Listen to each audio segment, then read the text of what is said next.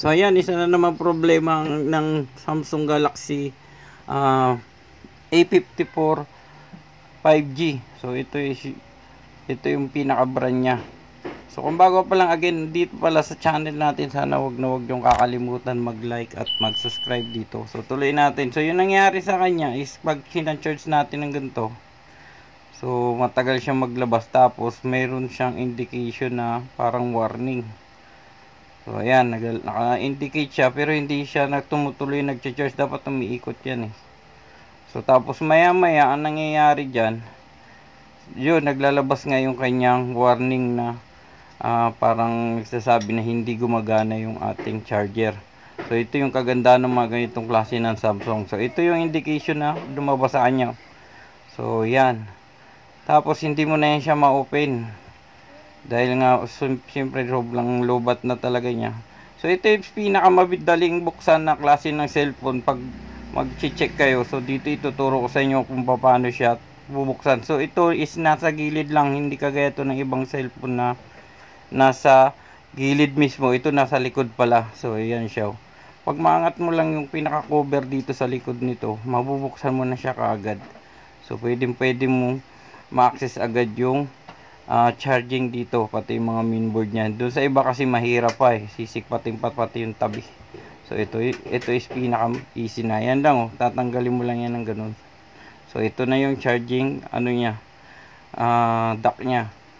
So gagawin natin dito, dahil sa ganun na nga yung status niya, so hindi na natin siya i-repair, i-direct natin siya na palitan kaagad, dahil yung mga ganung problema, so ang pinutamaan niya yung charging board niya mismo.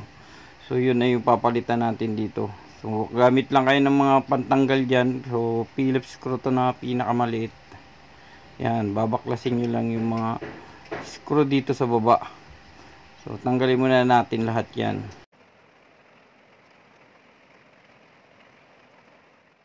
So after na natanggal na natin lahat ng screw, so napakasimple lang. So yan, ituturo ko sa inyo step by step nito kung paano nyo papalitan. Then ito yung kanyang pinaka-charging USB charging board niya na sa ilalim. So ang itsura niya is namuti. So nagkaroon siya ng mga parang skill. So nabasa talaga ito, kaya ganun ang nangyari dito. So kasi ito, isang daanan lang dito is yung nasa charging niya lang, kung mababasa itong tubig ng tubig o malulubog ito.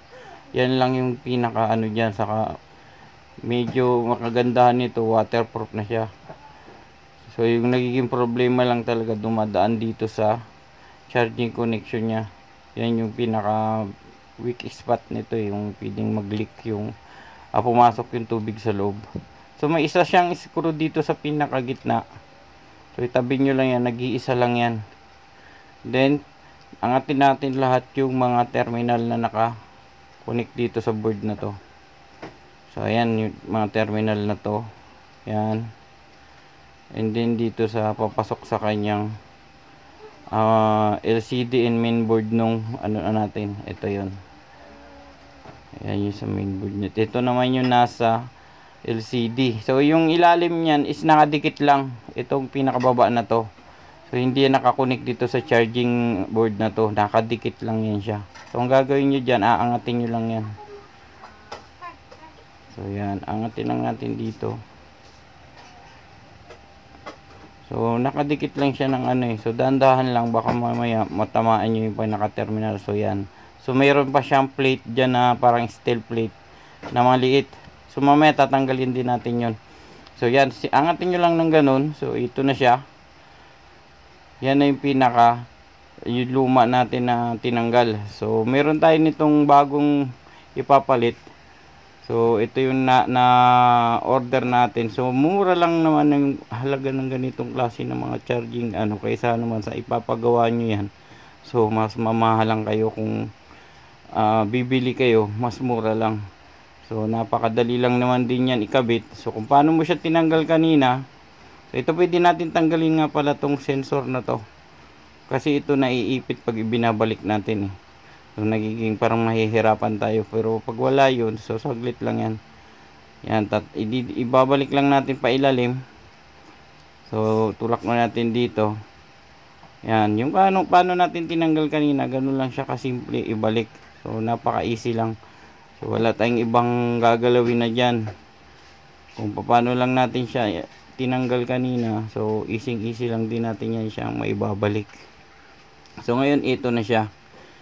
So pwede na natin to siyang ibalik yung mga natanggal natin. So wag nyo muna kakalimutan tong screw na to para hindi na siya gagalaw. Ayan, screw nya dito sa gitna. And then yung plate kanina na nandoon na naiwan sa luma niyang charging. So didikit ulit din natin kasi parang heatsink din yung purpose nito eh. Saka para hindi matupi yung kinakonikan ng ating LCD dyan. So ayan. So may pandikit naman yan pag inano nyo. So didikit naman yan siya dyan agad-agad. So ayan, pantay nyo lang doon sa pinakailalim na make sure na hindi na siya gagalaw. Then balik lang natin ulit yung isa kanina. So nakadikit lang naman yun. Make sure lang na kung ano yung pagka-bend nya, doon din yung dati niyang position. And then ngayon ibalik natin to isa-isa. So lahat ng terminal na natanggal natin, so dahan-dahan lang natin siyang ibabalik. So yan, smooth lang dito. Kailangan matamaan mo lang yung pinaka-guide nito. Maramdaman mo naman kasi yan lalagitik. So ayan o. Nakakonect na siya. Then yung mga natanggal lang na, make sure na wala talaga siyang angat para pag binalik natin yung cover, so lapat na lapat ulit. Then ito na sunod natin. Ito yung nauunang wire. Yan, pambalik lang natin lahat yan. So pwedeng, kahit kayo kayang-kaya niyan, wala namang kakabahan sa yan. Kakabahan ka dyan na matatanggal. So make sure mo lang na tama yung pagbalik mo, na nakadikit talaga yan. So ito na siya, kakabit na natin. Then yung sensor kanina, naibalik na rin natin. Ito na yung cover. So balik na lang din ulit natin to. So ganun lang, kailangan dito sa pagkabit ng cover dito sa pinaka charging ano niya, dapat yan walang angat, lahat yan nakapantay. So minsan kasi may mga lock yan na nakaangat na nagabangga, so pwede nyong i-align ng maayos para nakapasok siya. So kung okay na, so pwede na siyang i-screw yan. So kagaya dito, double check nyo talaga siya na pantay lang siya.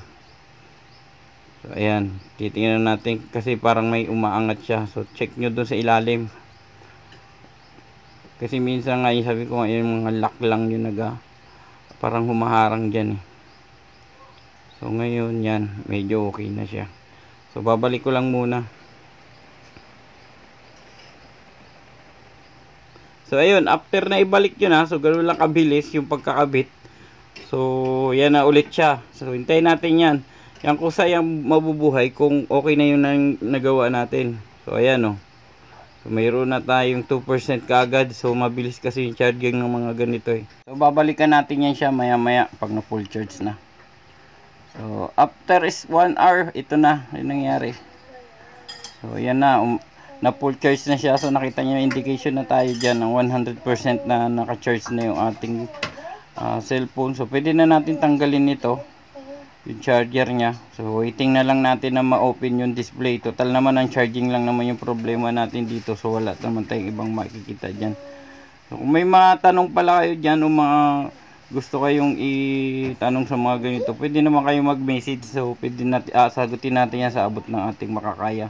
Siguro hanggang dito na lang muna. Kung bago ka palang palagin dito sa channel natin, sana wag nyong kakalimutan mag-like at mag-subscribe dito. At pakihit nyo na rin sa notification bell para updated kayo sa susunod pa nating mga bagong upload na video. So hanggang dito na lang.